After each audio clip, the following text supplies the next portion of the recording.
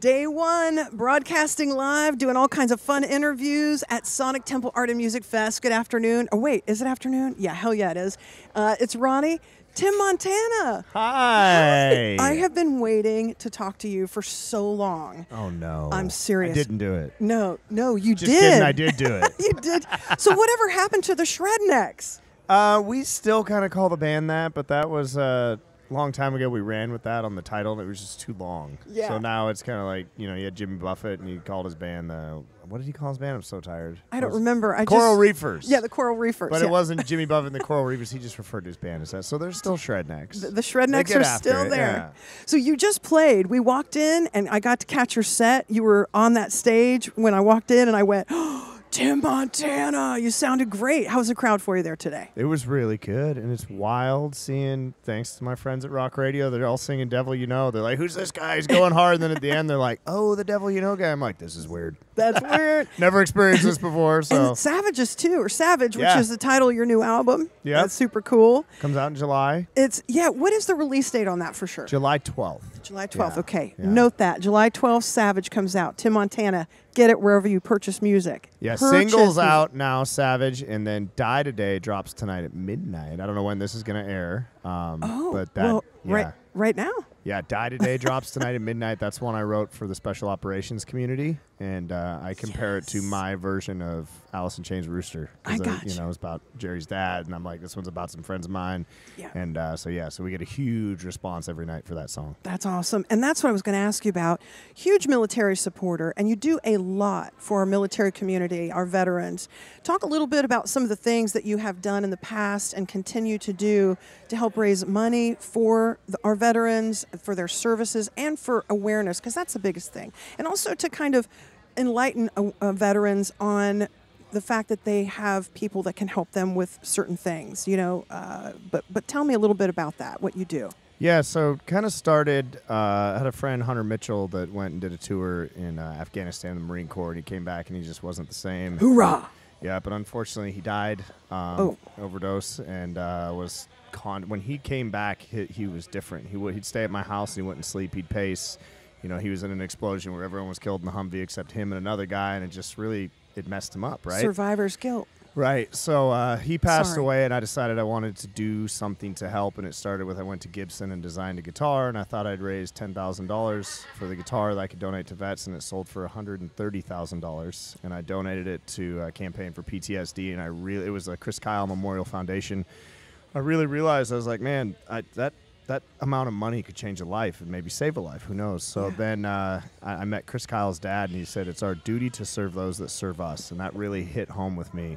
So I was like, all right, I'm going to go out and make my passion serving those that serves, because we get to enjoy our freedoms like rock and roll and headbanging because someone out there is, putting their life on the line. So then we started the American Thread Sporting Clay Shoot, because I'm terrible at sports and I know how to shoot a shotgun a little bit. I get outshot by most people there, especially when all the Special Forces guys come down. But it's our 4th year last year, and we've raised $1.1 million. That's amazing. And we do it all volunteer. There's no, a lot of companies reach out, hey, Tim, will you play this for free? And I want to vet and make sure that their money's going to the right places and not, they're not paying themselves big payrolls. So my fix for that was I'm going to start my own.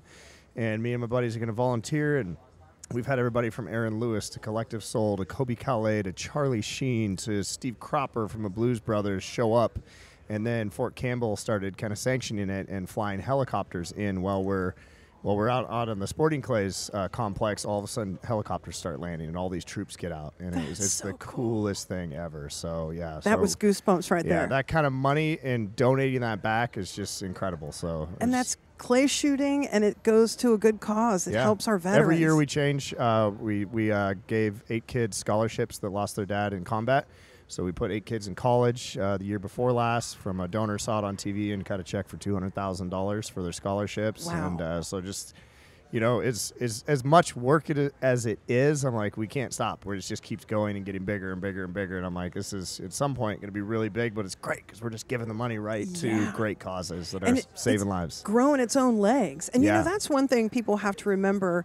When a person serves, their family serves also. Correct. I mean, they are Gold Star families in most cases, or a lot of cases. So you know, you have to think about their surviving family members and the kids and stuff growing up with a mom or a dad. So that's nice that you do that for those families as well. Yeah, and this year, not to be Debbie Downer more, but we got invited, after those troops landed the helicopters, they invited me and my little boys to come to base. The 160th SOAR, they're the Special Forces pilots that fly the helicopters for all the crazy missions. And my boys got to call in bomb strikes on base, so they're like saying all these coordinates, and it was the cool. Then all of a sudden, a chopper comes over the hill. My sons, they're like 8 and 12. They're like, "Oh my gosh!" and they're shooting missiles.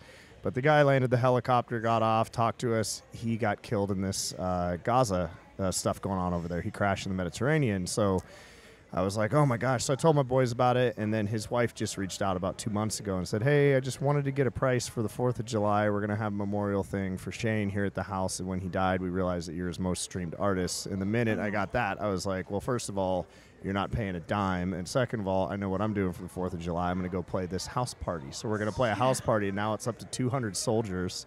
So then Black Rifle Coffee got involved, and they're going to cover the food, the coffee. So we're doing an awesome memorial thing for Shane that was killed just about 6 months ago over the Mediterranean. Wow. So we just keep trying to do that stuff as we can, and and just try to help some people out and hopefully change some lives. So you're a giver, man. That is for sure. Yeah. But you're really serious and heartfelt about all of it, and I love that because there's a lot of the military folks that do some things here and there, and they're just kind of just, okay, this is what we're doing, but you are so about it, and I love that. And I love that. You talked about your sons. Talk about your family life a little bit with your wife and your boys and you playing and all that stuff. Are your boys into playing music at all? I have 2 daughters and 2 sons. Oh, 2 daughters too. 4 kids. Okay. I have 4 kids. Yeah, my wife puts out. I'm just kidding. Can I say that? I don't know. Can't he, Mom? She's over there glaring at me.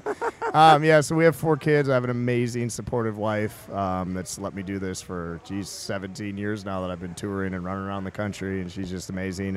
And my 16-year-old daughter, over COVID, got into Nirvana and the Foo Fighters, but didn't want to tell me because it's not cool to listen to Dad's music, and it's especially not cool to listen to Dad's music that he listened to when he was a kid. Right. So she came to me. We were just moving to Montana from Nashville to open up this bar, which is a whole nother story. Yeah, I was going to ask you about that. Yeah. And she said, Dad, the Foo Fighters are playing Bonnaroo. Would you not go to Montana, work on the bar, and for Father's Day, could we do a concert? And I was like, well, know what I'm doing Sunday. I'm canceling my flight. So we went, and she got to meet Pat Smear, went backstage. So I'm friends with the band, and just watching her talk to Pat, because she watches all those Unplugged in New York Nirvana ones that Pat Smear's in.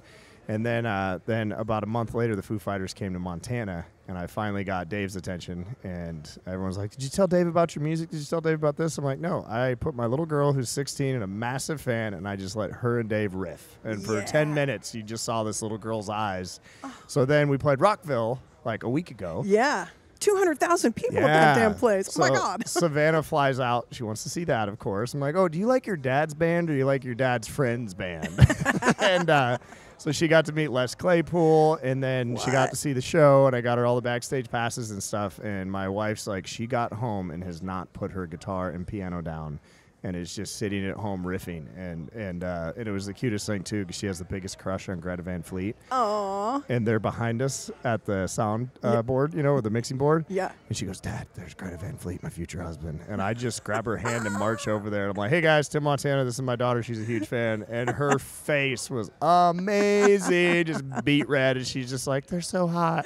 You're the best dad. And I just love those pants. Oh, my God, they're so tight. Yeah. Oh, yeah. So they're so glittery. Yeah, the kids are getting into it. So that's awesome. And that kind of comes from you more because you started like when you were 6. Yeah. What kind of got you started into music at 6 years old? And then what kind of tipped you into deciding that was going to be your career? Because there's some David Letterman in there and all that kind of stuff. Like, how did all this just start rolling off? Well, we went off-grid when I was 5 or 6 in remote Montana, so TV, video games, all that went away. There's lanterns, candles, and I got a guitar, a little nylon string guitar. But before that, we owned a pawn shop, and I had found my mom would bring home tapes and CDs from the pawn shop and be like, here you go, we can't sell these. And in that collection was a Guns N' Roses tape that had Mr. Brownstone on one side and Welcome to the Jungle on the other. Oh, nice. And I started singing that in spoons. And my mom is the most religious woman on earth. And the funniest thing is that she gave me Tool Undertow. Oh, what? I remember listening to that. Amen and baby Jeebus. Yeah, with my little Discman and stuff. And it was just so funny that my mom brought that home. So I just really got into music because there was no TV, there was no distractions. There was lanterns, candles, wilderness, and I learned to play guitar by candlelight. And laser focused. Yeah. Yeah. I don't know that I could be a modern kid that learned to play an instrument like I did had I had the modern distractions. Yeah, get video games and all that stuff, phones and everything else. Oh, my God.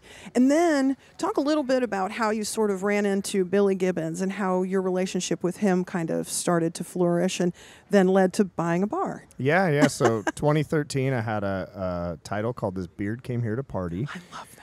A friend of mine sent it to a friend of hers that then sent it to Billy Gibbons, and he loved it and happened to be coming through Nashville, stopped in the studio. He let me videotape the whole thing. It's on YouTube. If you look at the music video, that's the first day I met my hero. Yeah. And that song then went on to get licensed by the Boston Red Sox. I don't know anything about sports. I've made that mistake on stage a couple of times telling that story, and people start booing, and I'm like, oh, yeah, I don't really speak sports. Maybe I shouldn't talk about the team. But anyway, so that song ended up blowing. But Fenway, come on. That song got licensed. They win the World Series. We're in the official DVD. We're on the cover of USA Today, all in the span. Like, it was licensed in 48 hours, and like 3 weeks later, I'm on the cover of USA Today, and then I find myself on tour with ZZ Top. And I've opened for him, I think, like 75 times now around North America. So spending that much time with Billy, we became this weird father-son thing. And we started a hot sauce company called Whisker Bomb first. And we have salsa, barbecue sauce, pepper sauces. Then this opportunity in Montana, this fishing lodge came up for sale. And I knew the owner, and it wasn't listed. Actually, it didn't come up for sale. She just told me about it. Right. And I said, dude, this is really cool. This opened in the 1800s. It's like just a chapter out of the Old West. It's on the famous Big Hole River, some of the best trout fishing in America, the Pioneer Mountains, the Pintler Mountains. And Billy, as he always says, bag it up. So let's bag it up. And then he's like, who's going to run it? And I'm like, I am so burned out of the Nashville music scene. Please, God, put me in. And the minute I move to Montana and start my historic lodge work is the minute Devil You Know goes to radio and explodes on rock radio. And I'm like, boy, this is weird. I moved to the Old West to have a hard rock song blow up a radio. So, yeah. Put me in, coach. Yeah, a lot going on. So there's a story about that bar besides how old it is. Who used to sit in there and get drunk and chase elk? Evel Knievel used to get drunk and ride elk in there. I heard so that. They I had, go, what? If you walk in our bar, you'll see hundreds of antlers nailed to the ceiling. Okay. And everyone's like, what's with the antlers? I'm like, it's actually the pet elk that lived here. His name was Bully, and he lived there in the 60s, 70s, maybe a little bit of the 80s. And whenever elk shed their antlers every year, and then they grow back bigger. So every time they'd shed the antlers, they'd go out and grab the antlers and nail them or screw them to the ceiling. Okay. There's been problems in the past of them falling off and bonking people in the head, so we had to secure them. At least they didn't spear somebody, because that would not be exactly. good. So Evel Knievel would come in there, drink beer, and go ride the bull elk. And the bar owner would come out and scream at him, "Evel, get off the bull!"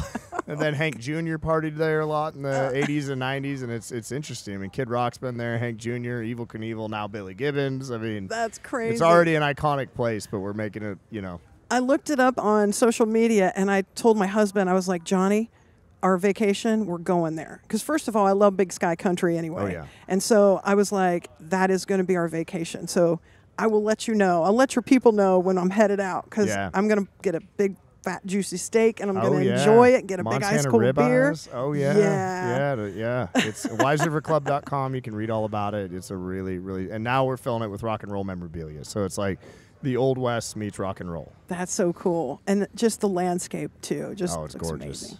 Well, they're telling me I got to wrap up. Oh, bummer. We could talk for hours. I know. I need one of those right there. Oh, man. Those will get you. So July 12th, you said. Yep, New album? Savage is out. Yep. Savage comes out July 12th. Make sure you pick that up. Purchase it, but the singles are available, too. Great set today at Sonic Temple Day 1. It sounded so good. I walked in. I was so grateful I got to catch you. We kind of got stuck in some traffic. People are coming to a 4-day festival, and they're not effing around, man. Oh, yeah. They're very serious. So thank you for your time. I appreciate it. Yeah, thank you for having me. Tim Montana with the Blitz. Woo.